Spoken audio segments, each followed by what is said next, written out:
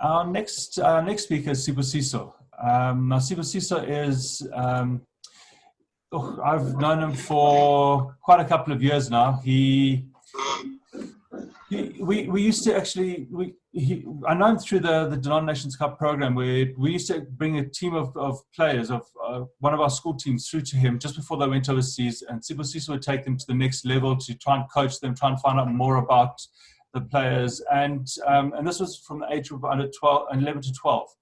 And most of these kids were coming from underprivileged backgrounds, and they were going overseas to play against their counterparts from various countries. And it was quite a big step for a lot of these kids, especially coming from underprivileged backgrounds. So Sibusiso used to deal with them in both the mental side and the physical side of the game, plus coaching them and that kind of stuff. So it's always great. And, he's seen different kinds of players. A lot of different players have gone through the system with him. Sibusiso is just, well, for me, he's a phenomenal coach, and he's got a lot to give everybody. Welcome, Sibusiso. Good morning. Thank you, Sean, for that glowing introduction. Good morning to my esteemed colleagues. Thanks for joining. Sean, that was a very good introduction. And with Neil having gone first, I hope it doesn't go the way it did with Bafana, with thing going downhill from 1996. I hope we can take it a step further. So I'm going to share the presentation.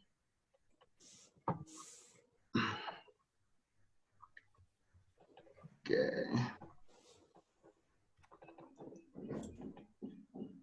Share. I don't know if you guys can see it on your side. It's coming through at the moment. Okay, we've got the presentation now. You've got it. Okay, and just make it full screen.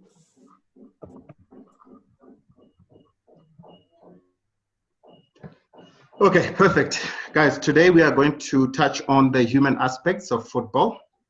That's in South Africa, and we're going to delve a little bit on the differences in our socio-economic makeup and how to try and overcome it. So this presentation is definitely not the answer to everything that's happening in the country. I'm hoping it sparks a conversation amongst us as coaches and the way we approach football activities.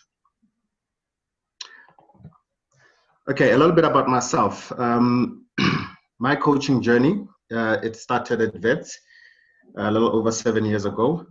I've been with them up until the early parts of last year, and I'm currently working with Black Aces as an under-15 head coach. So at Vets, I started off coaching the under-13 academy side. And eventually I was seconded to become an assistant in the under-17 as well as the SAB team. That was between 2016 and 2019. So in terms of qualification, I'm halfway through my CAF B, and I've completed my CAF C license. I've done a couple of courses from Cuba as well as the KNVB. And aside from coaching, guys, I'm an IT manager at MultiChoice, so that helps me balance out, what I'm missing from football. But football being obviously my first love. So first and foremost, I think this is gonna form the basis of the discussion. I'm a dad first, before being a coach, before being anything. I've got lovely kids that, as you can see in the depiction here, I take them everywhere, including my football games. So at times I'd have 4 or 5 football games to attend, and I bring the little camp chairs, and then they sit, they watch the football, and then this is what ends up happening at the end of every day, after a lot of football activity. Okay, now let's talk about football and where it begins. And I'm going to tell the story from a boy growing up in the township. So as you can see in this picture that I borrowed from a friend of mine, Vino Snap. He's a photographer. He does PSL games.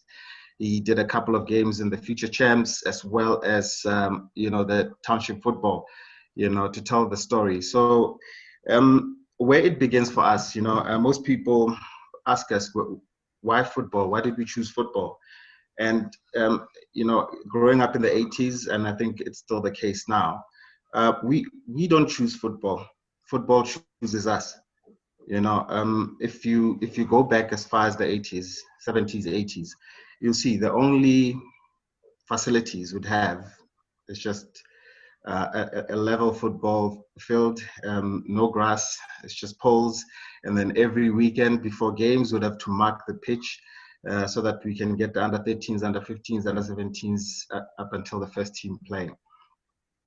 And this story is very important because it kind of gives you an idea of what football is like. I mean, growing up in the 80s, I used to play. I used to play for the under 11s, and you'd find that there's no coaching. There's one football. Those kind of challenges, and most of the football is we learned it through watching the likes of Neil Tovey, the likes of Dr. Kumalus, the likes of Jerry Scossa. Everything we saw on TV, would take the ball, go outside, play, and then come back to see where we are. So my football journey lasted me up until I was 25. I was playing in the ABC Motsepe League, and that's why I had to make a decision that, as much as I've taught myself to this point, there's only so much I can learn, and I had to make a decision to move to corporate. So touching into the socioeconomic challenges, I think we're all aware of them: unemployment, crime, HIV/AIDS, inequality, and poverty. Now, these are real issues, and they affect both the rich and the poor. As you can see in my next slide, I didn't want to go over analyzing. This is from Stats SA, and it talks about our unemployment rate, which is, I think, is the starting point. We are sitting at around 30%, and it's even worse now with COVID-19. So what this means for us is that all these elements, the crime, the inequality, the poverty, and HIV/AIDS, they all stem from the same thing, which is unemployment. And I'll take it a step back. I mean, we are one of the most unequal societies in the world, and with the unemployment rate sitting at where it is, and the crime increasing, we are sitting with I think 40% of the families living under the bread poverty line, and that's what I've seen, in my coaching. You'd have the haves and the have-nots, and some living with both parents, some living with their grandparents. And when they come to these games, some are coming to training hungry, some are coming to training with no boots, and it's a very difficult situation trying to teach someone football, and all they can think of is where their next meal is coming from. So in my next slide, I'm going to talk about the next steps. This will tie into the human aspect of football. I started off as an under 13 coach, as mentioned before. That is my team, and as I moved to the 17s, I worked with Dylan and Pupu, the two gentlemen that are pictured on the right, and very good technical coaches, and very knowledgeable. And I always wondered why they brought me into their team, and I soon discovered that there is a gap missing in our football, where we just focused on just coaching players technically and teaching them tactics without understanding that there are levels in understanding, and there are levels in backgrounds, and we are not aligned in any way. And that's where it brought me to the 6 human aspects, which I've grouped them together because I think they touch on each other. Paying attention to cues, the body language of a player, You know, sometimes we would dish out instructions, and 70% of the team will get it, and the 30% doesn't get it. And the 30% is normally that kid that came to training without food, or had to catch 2 or 3 taxis to get to training, as opposed to the one that's dropped off directly from home and mom is there on the stands watching. And you pay attention to those cues, and you are able to address the human aspect, whether it be encouraging the player to go on, or trying to understand, where are you, so I can try and bring you up to the level of the entire team. The one example I have was, there's a gentleman, Soli Kunyedi. He now plays for the Bidvest First team. You know, they came into the academy from you know, from Vets Juniors, and prior to that, they had no understanding or involvement in organized football. And once you start saying, bringing these kids that have been together for years, and then you bring the new kids, you can see that they feel like they don't belong, or they feel like they're less, you know. And I remember telling him that he's a good footballer, and he's not here to apologize, and he needs to play his game. And out of the 4 or 5 boys that I had this conversation with, I think 4 came right, and then 1 just fell through the cracks. But I think a success rate of 4 out of 5 is good, though we could do more. And the most important thing, again, I'm moving to the point below, which is be authentic. You know, this is, we underestimate this aspect of being a human, and being a human in football. Once you're authentic and you understand yourself and understand what you're there to bring, it's easier for you to come across. It's easier for you to be trusted. It's easier for you for players and any individual in football to open up to you. You know, authenticity, I think, is the main driver, and the key thing, I think, that could better the situation. The other aspect is reinforcement. Reinforce. So, like I said, you know, we speak different languages, different understanding of football. You know, you get a boy that English is not really quite good because of the education, you know, and you listen and you watch, you pay attention to the cues, and then once you pay attention to the cues, you reinforce. You know, if they say play off the shoulder, the guy doesn't understand what that is, you reinforce, and then you reinforce and you teach the role of each individual in the team, whether they black or white, rich or poor, strong or skillful. You know, you teach the role of each individual, and then you simplify football. There's an interesting article I read from Sokala Duma, I think it was last week. Thabo Sinong was talking about football, and I think Neil touched on it a little bit earlier on. You know, we have very little time with these boys. I mean, some train 4 times a week, and some don't even have the luxury that we had growing up, you know, playing football in the morning, at break, afternoon, and then still go to training. So simplifying football and making it more relatable, you know, instead of putting 500 cones, and then, you know, some players don't come from that kind of background. And language is very important.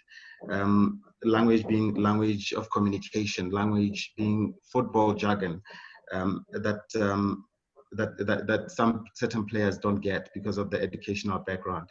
So that simplifying it and reinforcement, I think they tie in together very well. And then there's the other aspect, which is caring and compassion.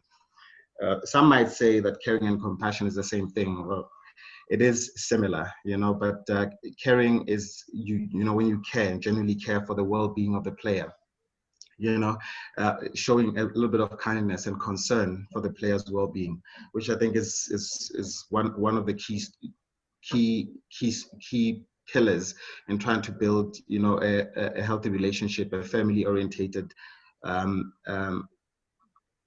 environment, you know, where a player can perform better. Compassion, definitely very important. We need to be compassionate to these players. We need to understand where they come from. We need to understand their challenges. You know, if someone said they missed training because the trains were not working, we need to understand. Unfortunately, we don't all go through the same thing. If someone tells me that, I know, because I used to take a train from the Val Triangle to the Kaiser Chiefs training, you know, and then get home at about 9 o'clock and no time to do my homework. Compassion is that, understanding where the player is coming from. You know, sometimes you would have went through it, sometimes no. Sometimes you just need to understand that we are not all the same, we are not all equal, but we are all here to deliver something. So like I stated before, I'm a dad first before I'm a coach, you know, and I've been fortunate to coach players that have made it either in football or in life, because the ultimate goal is, you know, building a complete human being, you know, more than a footballer. You know, the picture on your right, that's Rowan Human. That's I've known Rowan since he was 13. You know, him and my dad and his dad, we have an amazing relationship. And he recently scored his first Premiership goal yesterday, which super proud. And this was from last week. We had a conversation, and I was saying how super proud I am that, you know, he's starting, and giving him feedback on the way he plays, and the response to the discussion is like, "Thank you, you're my second dad," you know, and for these players to be successful, they need to understand that we are there to give fatherly advice on and off the pitch. We need to give them an honest depiction of football life, because it's not all glitz and glamour, you know, at the top. There's a flurry of F words that fly around, and the need to deliver, you know, on a daily basis and being consistent. So as a dad and a coach, I need to have the ability to switch between good cop and bad cop, you know, understand when to be compassionate, understand when to be hard, you know, and at the end of the day, I still need to be competent to deliver technical aspects of football. Okay, the next slide is it's going to go into the 2019 Future Champ story. And it will talk a little bit about how to overcome certain challenges. So in that year, I inherited a team of 15 and 16-year-olds, and a few 17-year-olds to help us compete in this tournament. So our build-up was horrible. Our preparations were average, so to speak. And you could see it in our academy games. You could see it in the way we play. We were not sure. There was an element of uncertainty. There was an element of mistrust, and that mistrust, it went into the coaching team as well as the players themselves. And for me, coming from a corporate background, I've done a couple of team building exercises, and the one on the left with the players and the cones and the blindfolded player was one of many team building exercises we did on the day, 2 days before the tournament. And it was just to build trust. So the players had to follow their teammates' voice on which cone to avoid, you know, so they can reach the end goal. And we had fun on that day, and I think it improved a little bit the spirits of the players. And that also brought the fun aspect of side, you know, because we view these boys as commodities, you know. From the time they get into the academy, there's agents, there's a certain level of expectation, but never an element of fun, never an element of understanding where the other one comes from, never an element of talking about basic issues like trust. Do you trust your teammate? Do you trust your coach? Do you think you're on the right track? You know, we just give them tracksuits, give them boots, give them all the nice things and make them look great, but we never really touch the human aspect of it. And The one at the bottom, I actually don't have visuals. I don't have a video of it because it was it was it was a little bit personal, if I can put it that way. It was a little bit personal. It spoke to players as human beings, the challenges, what they've seen. So they call it they call it the circle of truth. There's different names for it, but basically you get a woolen a big piece of wool yarn, and the players in a circle. And what happens then is it's just moments of truths, you know. Myself included. I mean, I was in that circle and I contributed. You know, we looked at different questions. I listed 10 questions, you know, that teenager friendly, and one of them was, who's ever bunked school, you know. And if there's 5 players that have bunked school, then they'll have to tie the piece of wool around them, around their left wrist. And who has a girlfriend, you know. What do you hate the most, you know, about football, about losing? And who grew up in a single parent home, you know. And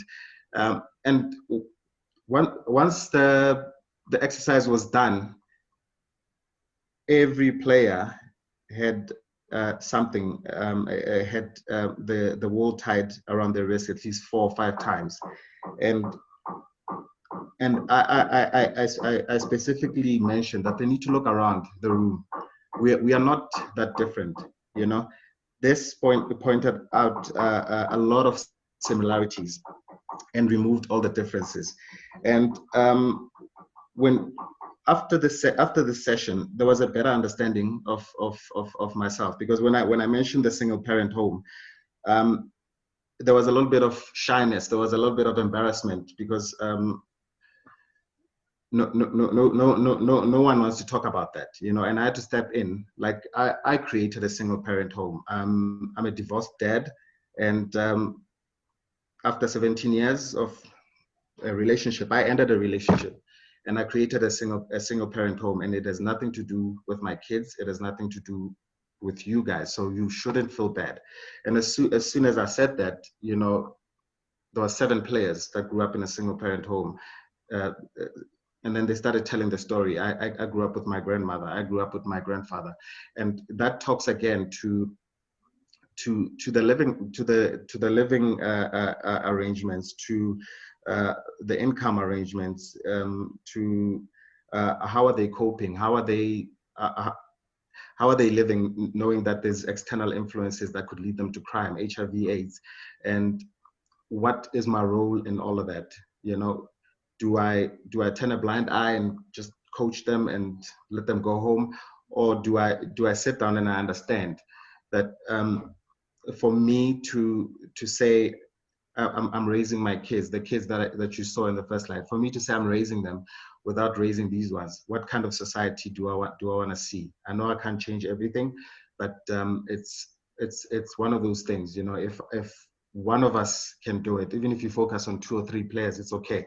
You cannot do it for everyone, you know.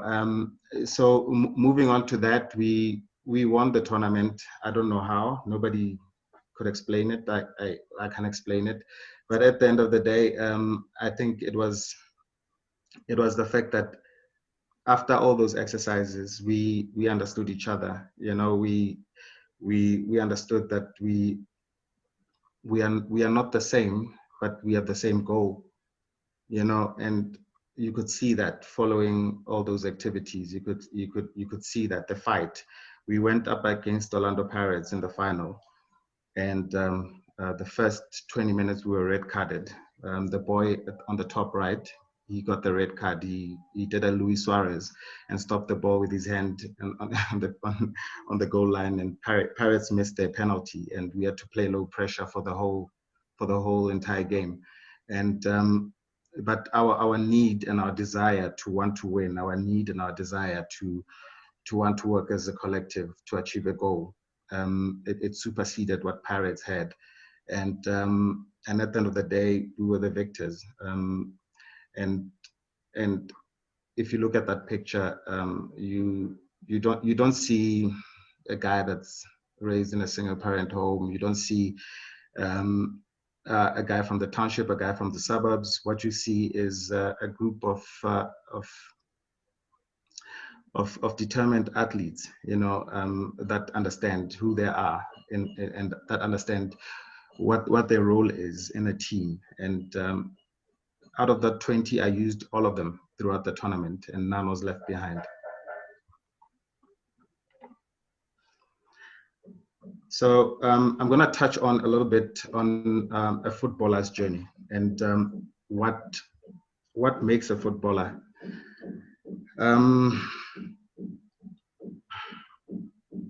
Before I go into this, this is based on my vision of what I want to do in terms of player management. And I think Neil touched on it a little bit earlier, that we have a lot of footballers, that retire, and they retire broken.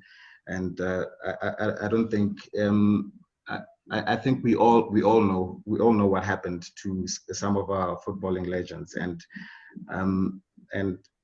I've seen what brings that about, in my short time in football. And to try and address it, I've broken it down to these little stages. In the footballer's life, there's a development stage, which is academy football, where we should be teaching them life skills. We are teaching them technical aspects of football, the mental aspects, the physical aspects, and we lack a little bit in touching on the emotional aspects. And that's us. We need to make sure that we get them ready to jump on that rocket ship, to space. And then the first professional stage, that's them 17, 18, 19 years old. With our approach as coaches, we need to now look at mentoring them. Mentoring could be you as the coach mentoring the boy, finding out how they're doing in school, making sure if there's a first team player that can,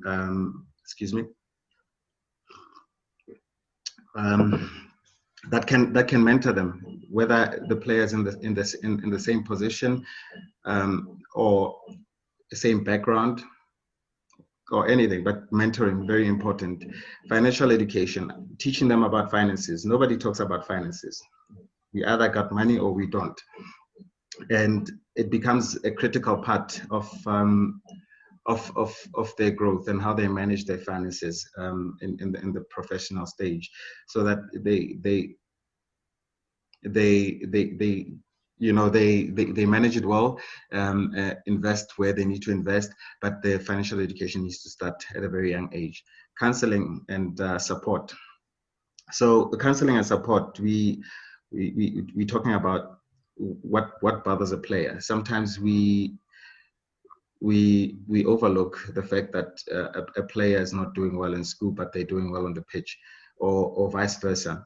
And we need to get to the point where we pay attention and we give the right level of counseling, whether it be in the club or outside of the club, where possible. I know a lot of clubs don't have a lot of resources, to afford players counseling, but I think this is a very key aspect in a player's growth. It's the total difference between success and failure.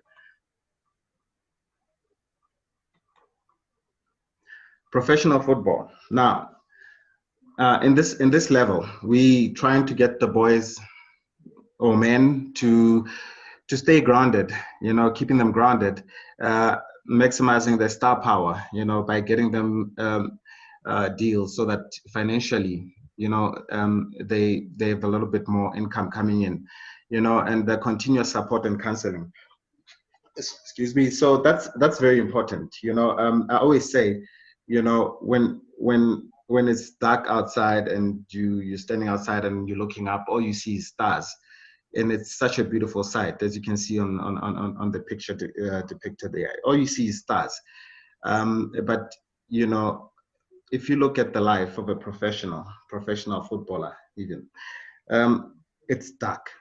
It's a very dark place, and not a lot of them will tell you that it's a very dark place, and you know, it's not as glamorous as it's depicted, you know, and by keeping these kids grounded, maximizing their star power, giving them continuous support, we'll carry them through the darkness. Although we see superstars, we see them driving these amazing cars, but it's a very, very dark place, you know. And moving on to retirement. So this now talks to continuous financial advice, career guidance, whether it would be going into coaching, whether it be going into maybe television, maybe schools football, or anything they want to do. You know, we need to be able to give them that continuous advice, career guidance, and support. You know, because at the end of the day, this whole model is based on trying to get the same guy you send to the moon or to the stars. You need to get the same guy that lands back onto the planet, and that is the most important thing. You know, a complete human going to the moon and back. We need to make sure that we take care of our footballers, because before anything, they're human beings, and that's the most critical part of things. And if this thing, and yeah, in the end, you know, their success is our success. You know, with everything said and done, you know, we love these kids to the moon and back. At least I do, and I hope that all coaches, or some of the coaches, at least some of us, you know, let's try and make a difference, understand where these kids are coming from, and because we already know where they're going, let's understand where they're coming from, help them and build them up, you know, throughout these challenges that we have, so that they become better footballers. Thank you very much. I'll take questions.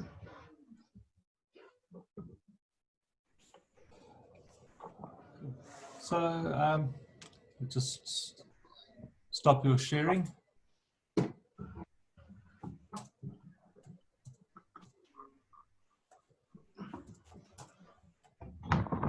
Okay, thank you so much, Sibusiso.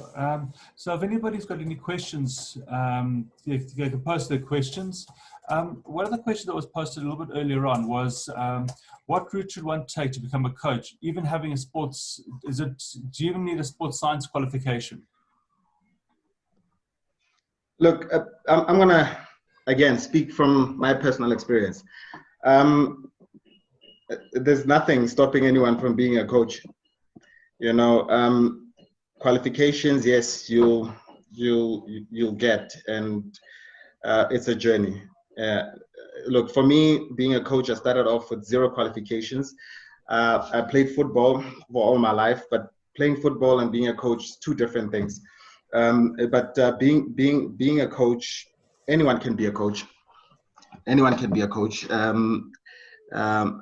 can tell you the steps you need to take, you know, in terms of getting qualifications, but you can be a coach.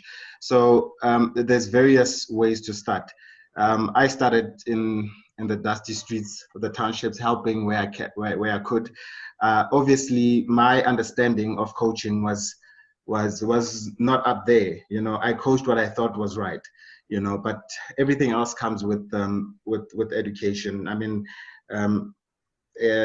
there's a lot of material available online, you know, to understand what it means to coach ages 6 to 12, to coach 12 to 15, 15 to 17, and up until the senior team, you know. So everything is available online. I'm available, you know, for guidance. I'm just sitting doing nothing right now, you know, but but to be a coach, anyone can do it. I honestly don't think it's like one of those special things, you know.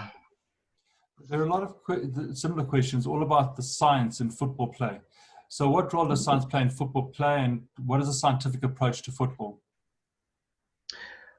Look, science plays a big role in football. You know, there's obviously qualified people for that. You know, there's qualified people for physical training. There's qualified people for sports science. You know, the role is basically to better manage the human body.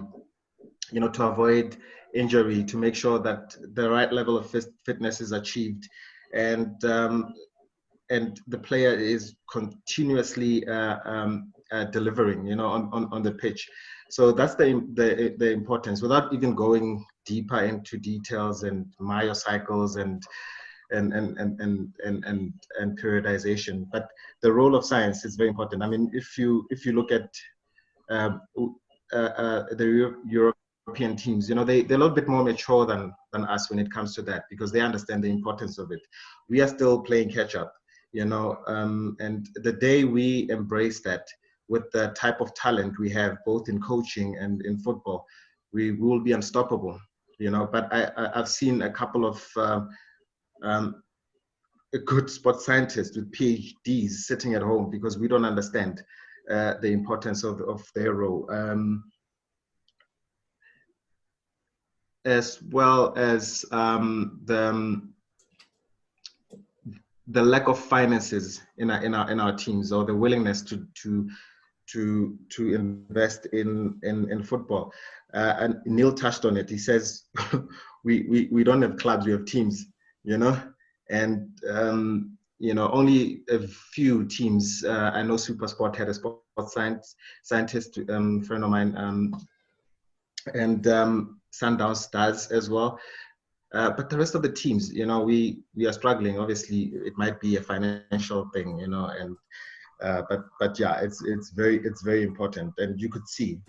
I mean, there were head head and shoulders above us, you know. I remember the 2016 season, you know, they had Innocent as the sports scientist, and to SuperSport, I lost 3 cup finals. I just managed to beat them in the league, but you could see the difference, you know. But yeah. So you coached like our Denominations Cup team. What problems did you find, and what problems did you have helping the Denominations Cup side? So the problems that I had was obviously the backgrounds the kids come from, you know. It was not a problem, it was a challenge, you know. They've never been exposed to organized football, you know. So whatever I wanted to teach them, I had to just drop it down a level, so that there's a basis, there's a basis for us to start, you know. And obviously it's that situation of one football, 20 players, and it's 11v11, and everyone is playing. They touch the ball like probably 2 or 3 times in like 20 minutes, which is a problem, you know. I think Neil touched on it as well. You know, we need to get to a point where we get to structures where there's a ball, a player, you know. There's nothing that beats ball mastery, you know. It's something I learned from Kuva. You know, once you can master the ball, Sean, everything takes care of itself, you know. You don't have to worry whether you can stop the ball, turn, whatever, you know. All you're worrying about is looking at the space and how you can exploit it, looking at where the ball is, look at where your next opponent is, and everything about the football you don't have to worry about. And I think when I took over some of the teams in the Danone Nations Cup, I had to start from scratch. I had to start from, you know, toe tapping and showing that the boys or the girls that I am working with can trap a ball. Some couldn't even make 3 passes, you know. And for me, it's very scary that a team can win a national tournament and cannot put 3 passes together. And again, it goes to one of Neil's points where he spoke about we shouldn't be concerned about winning. I mean, no one is going to remember that I won Future Champs 10 years from now. It doesn't mean anything, you know. but everyone will remember South Africa winning the Nations Cup in '96.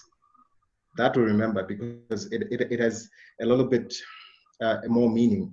You know, for me, winning stuff in the junior ranks, yes, I win because I follow the process and I do things right. And when I lose, it's okay. It doesn't matter. You know, no one's going to remember that, you know. But losing a World Cup and losing a Nations Cup, losing an MTN 8 Cup, where you as an athlete, you're responsible for 1 million people's happiness.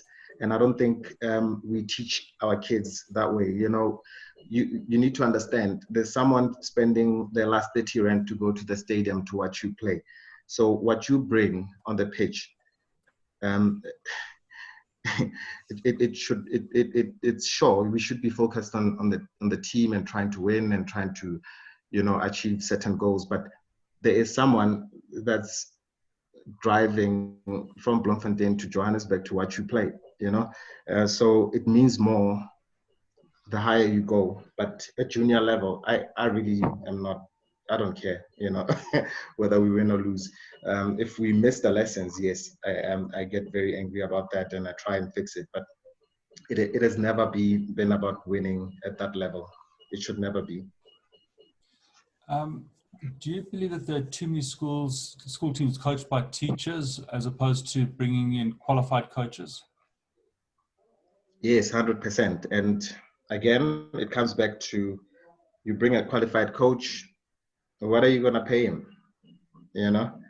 And some of the qualified coaches, like I wouldn't mind coaching a school team, but if I have to leave work at 2, it you know, it doesn't really it doesn't really work out. You know, if I could work with them at 5 o'clock, it's a different story. But yes, there's definitely a lot of school teams that employ school teachers, which, you know, I applaud them for that. You know, they, even though they're not 100% there, at least they're doing something. You know, somebody's doing something. You know, and I've worked with a couple of school teachers in the Danons Nations Cup, and you know, most of them just want to take a step back.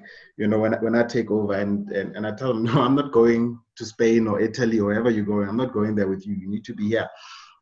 You know, some are open, some are intimidated. You know, but it's something we need to definitely address going forward.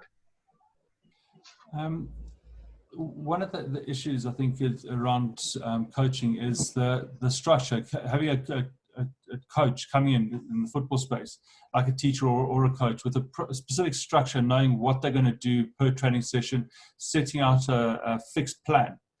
How can you go about it, and how important is that? Because later on when we talk to Roland, he talks about his book where where he helps coaches design a structure to each one of their coaching sessions. Structure is important. It's like a business plan. you know, it's like a business plan. You cannot have a training session out of the blue. Yes, you can plan a training session and plan for 20 players, and then all of a sudden somebody brings 5 trialists, and you need to change it accordingly. But structure is very important, and it goes with your curriculum. I'd like to plan out my year, you know, out of 60, 70 training sessions. What do I want to do? What do I want to learn based on the players that I have? You know, you cannot approach youth football and development football without structure. You'll be doing those kids an injustice, and the next coach that's taking over an injustice. So structure is very important. It helps guide you as to what are the key points you need to cover for the year. You know, if the first month is technical work, second month is how we play, the structure, the defensive structure, 1v1s, 2v2s, 3v3s, whether we're playing, depending on the age group, whether you're playing high pressure or low pressure, how you've broken down your year as to how many formations you're going to play. It's very important to have structure. Otherwise, we might as well just come there and just play 8v8, 11v11 every day. You know, coaching is very, very important, and structure is one of the key measurements in how well a coach is doing. You know, yeah. Is it important to have a psychologist taking to kids at youth level? Psychologists, it would be great, but it's that sports science and sports science discussion, biokinetics discussions. Do we need them or don't we need them? You know, look, the psychology part. I know we're not all psychologists and we're not all counselors. There's certain things that you can deal with as a coach that if you pay attention, you can deal with. If a kid has an anger issues, depending on your line of questioning and trying to understand and having compassion and caring, you know, you can get something out of it. You know, I've had players that, geez, were a nightmare to deal with. You know, and someone was like, "You need to just kick them out." And I'm like, no, everyone deserves a chance. You know, everyone deserves a chance, and it would be beneficial to have psychologists, but there's a lot we can do as coaches, because sometimes it's just everything else is just a conversation away. But depending on how you have that conversation, that's where the differences lie. I think that's where, especially in the more junior age groups, that's where the school teacher, working with a professional coach, could actually help the coach out, because that teacher's got their, at least an education in like psychology or how to look after a kid. Do you think that players in other African countries do better internationally than South African players? That is debatable. That is debatable. But if you look at numbers don't lie. Yeah, definitely. They send their players out at a very young age, you know, and as soon as they shine in their countries, even if they don't go at a young age, as soon as they become household names in their countries, they go to Europe. Our players, it's a mentality issue. It's a mentality issue. We want to be here. We want to get paid. We want to be in Joburg. Everyone must see us, you know, and everyone must know that I'm Sibu. I've made it, and they must see me every day. They must be reminded every day, and the drive to take it to the next level is not there. And it's a conversation I have with a couple of players. I mean, in that under 13 picture, I still talk to about 15 of those players, and I'd tell them straight, if you can go to Europe, go to Europe. I've got, out of the players that I've coached, I've got 2 playing in America. I've got another 3 playing in the Scandinavian leagues. You know, it's not wow, but they're in Europe and they're getting that training because it's here. The training is here, and technically we've done the work. I think they'll make them a little bit better. But I think the mentality of South African players, we don't want to get out of our comfort zone, you know, coaches included. If you ask me right now, why do I work in IT and still coach? It's a comfort zone, you know, and I also have to understand that I need to provide for my family, you know, but it's a comfort zone thing. And I admire coaches and players that do this every day on a professional basis, you know, but yeah, we have a challenge of getting out of our comfort zones. And yeah, that's why you see the disparity. In terms of talent, look, we've got it. I think we are just second to Brazil in terms of talent. You know, we have athletic players. The only difference is that the drive to play higher than PSL, you know, yeah. One of the things that we find when we take our players overseas, especially at school level, is that our players the size of the players is hugely different. Our players are maybe 2/3 of the size in some cases. Now, truthfully, in football, it shouldn't stop you from being able to play well. You don't have to be a giant to play football. But from 2 sides, firstly, the coach turns around and looks at these kids that are bigger than his kids and immediately drops his head. Then the kids drop their heads. And how do you actually get your coaches to actually manage that and actually play against teams where kids are physically look so much bigger and stronger? Look, in in my experience, and this is what I was a keeper. Okay, I'm 1.73 tall, meters tall, and I wasn't the biggest. I always believe that football is about what you can bring. It's never about size. You know, you look at the best players in the world. Messi is not the biggest guy in the world, but technically he's very good and he understands his role. And um, you are 100% right. If you're playing a team and it's an under 13 team and everyone is a giant and you know you're looking up to you you automatically drop, you know, and it's our duty as coaches to make these kids understand. If Joseph Molongwane, for example, had to look at size as opposed to being quick and technically good and being a visionary, he wouldn't have made it.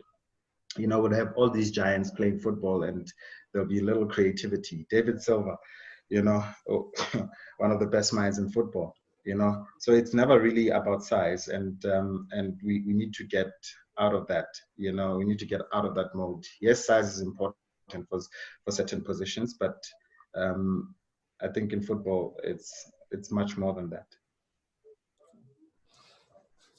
Well, thank you so much. That was a phenomenal presentation. It was actually great fun.